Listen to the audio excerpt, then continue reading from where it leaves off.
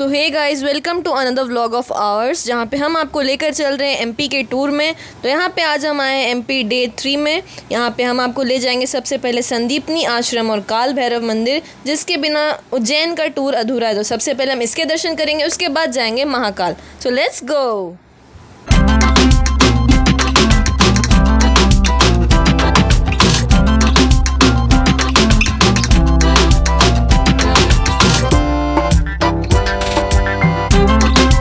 हे guys, आप लोग कैसे हैं? हम तो अच्छे हैं और घूम रहे हैं और अभी एमपी टूर पे निकले हैं। तो एमपी टूर के दौरान अभी सब जगह घूमते घूमते हम लोग पहुँचे हैं उज्जैन।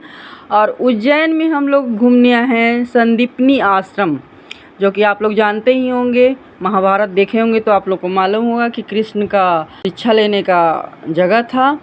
और चलिए आपको दिखाते हैं संदीपनी आश्रम। तो फ्रेंड्स, यह बसा है पवित्र क्षिप्रा नदी के तट पर और उज्जैन जंक्शन से मात्र 6 किलोमीटर दूर है संदीपनी आश्रम, जो कि उज्जैन के सबसे महत्वपूर्ण और आध्यात्मिक ऐतिहासिक स्थलों में से एक है। और यह पौराणिक कथाओं के लिए बहुत ही मशहूर है। और आप अपने विरासत को देखना चाहते हैं तो यहाँ आप ज़रूर आइए। और मैं आपको दिखा रही हूँ, यहीं पर महर्षि संदीपनी जैसे ऋषियों ने भगवान कृष्ण को ज्ञान दिया था, जिससे यह ज्ञान और संस्कृति का उद्गम स्थल बन गया। मध्य प्रदेश के आश्रम, मंदिर और पवित्र नदियाँ बहुत कुछ बताती हैं। तो इस ब्लॉग में चलिए जानते हैं संदीपनी आश्रम के बारे में और इसके महत्व के बारे में, आध्यात्मिक महत्व के बारे में सब कुछ चलिए जानेंगे। तो फ्रेंड्स, संदीपनी आश्रम की कहानी मैं आपको बता दूं और यहाँ के महापुरुषों के बारे में भी मैं आपको बता देती हूँ।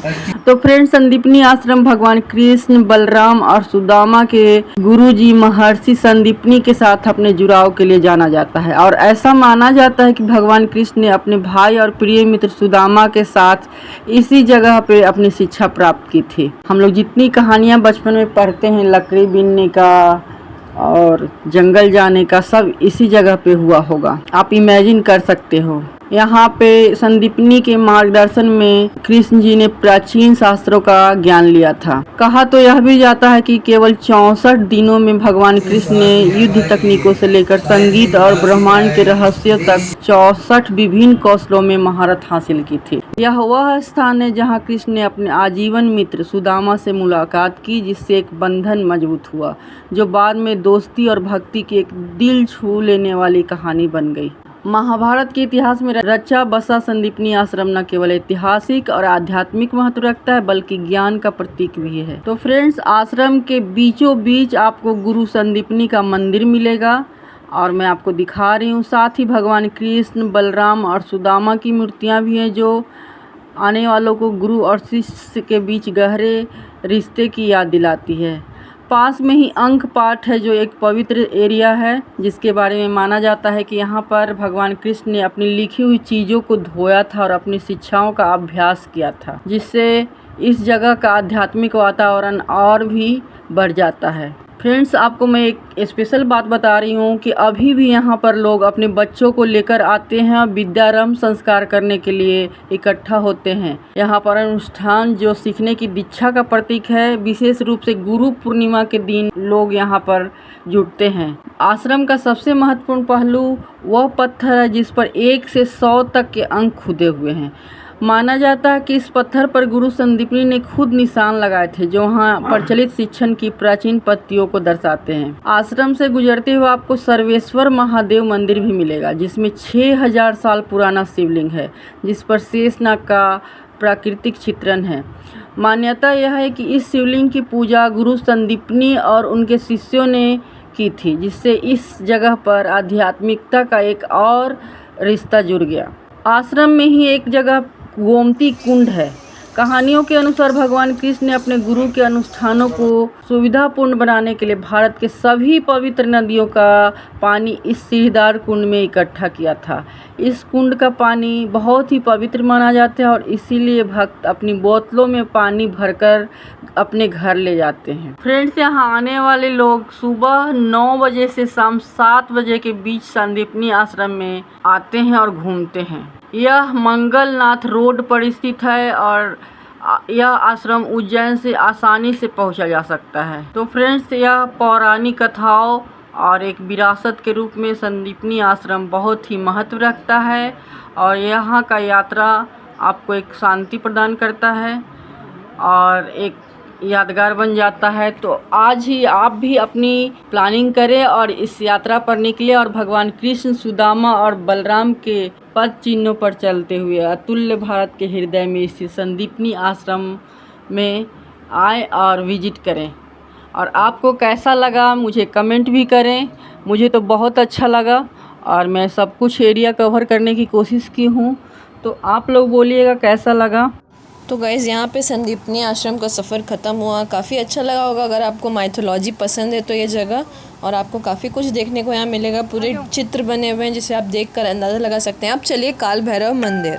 एमपी टूर के दौरान अब हम लोग पहुँचे हैं काल भैरव मंदिर, और काल भैरव मंदिर के बिना ये टूर अधूरा माना जाता है। तो सबसे पहले लोग दर्शन करते हैं काल भैरव का, उसके बाद ही उज्जैन के मंदिरों का दर्शन करते हैं, महाकाल का दर्शन करते हैं। तो फ्रेंड्स, एक काल भैरव मंदिर के बारे में एक रहस्य है जिसे आप लोग भी जानना चाहेंगे। फ्रेंड्स, काल भैरव मंदिर के बारे में एक रहस्य प्रचलित है और यहाँ पे ऐसा कि सभी लोग जानते हैं यहाँ पे शराब चढ़ाया जाता है और आपको मैं दिखाऊंगी भी। तो फ्रेंड्स, काल भैरव मंदिर के कई रहस्य हैं। बनारस यानी कि वाराणसी और उज्जैन में स्थित मंदिर दोनों ही भगवान शिव के उग्र रूप काल भैरव को समर्पित है।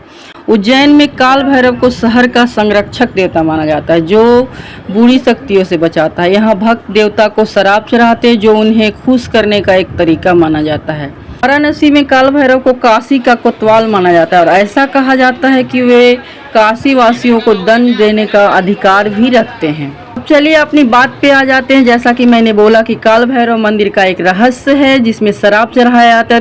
तो फ्रेंड्स, मैं आपको दिखा रही हूँ कि देखिए यहाँ पे कितने सारे बांधन बांधे हुए हैं और पूरे रास्ते में आपको दिखेगा, तो आप इसको देखिए और यहाँ पे ज़रूर आइए। फ्रेंड्स, उज्जैन के काल भैरव मंदिर में भक्तों द्वारा देवता को शराब चढ़ाने की प्रथा है। यह माना जाता है कि यह काल भैरव को खुश करने का एक तरीका है और इसे वो एक ग्रहण भी करते हैं, यानी कि आप शराब डालोगे तो वो बाहर की ओर बहता नहीं है, वहाँ पे ही सूखा सूखा नज़र आता है, यानी कि शिवलिंग में घुस जाता है ऐसा लगता है। हालांकि यह शराब कहाँ जाती है एक रहस्य बना हुआ है।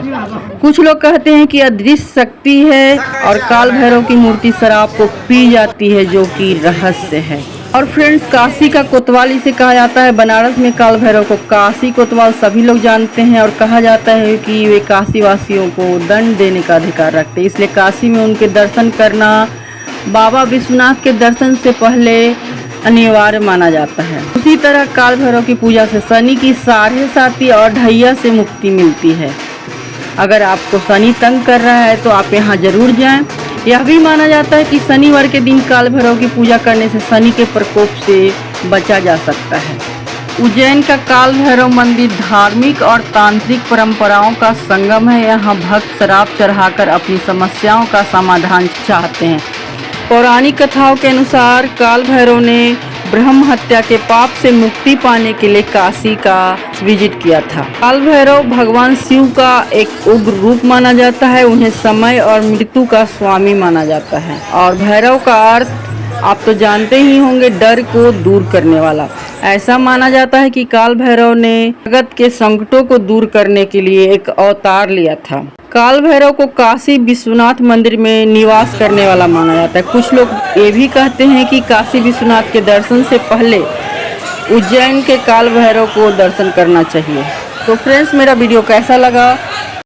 ठंडा लग रहा है और इन रहस्यों को देखना चाहते हैं, आप महसूस करना चाहते हैं तो आप वहाँ ज़रूर जाएं, एक विजिट ज़रूर करें। सो गाइज, होप आपको एमपी टूर का ये पार्ट अच्छा लगा होगा। अब आपसे मिलते हैं वीडियो के नेक्स्ट पार्ट में, जहाँ पे हम जाएंगे महाकाल उज्जैन। तो चलिए हमारे साथ, वीडियो चलेगी लाइक करें, शेयर करें, सब्सक्राइब करें। Till then bye bye.